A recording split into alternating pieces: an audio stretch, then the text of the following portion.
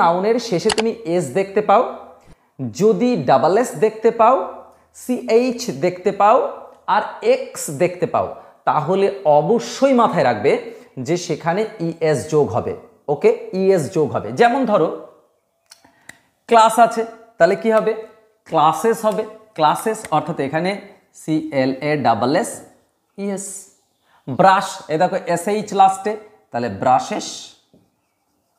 আশা করছি এটা branches, ES যোগ হবে। Taxes, taxes. এইবার এই ব্রাঞ্চেস বলতে গিয়ে মানে CH কে বলতে গিয়ে আমাকে আরেকটা জিনিস বলতে হবে। দেখো CH এর দু রকমের প্রোনাউন্সিয়েশন হয়, একটা হচ্ছে সফট প্রোনাউন্সিয়েশন, একটা হচ্ছে হার্ড প্রোনাউন্সিয়েশন।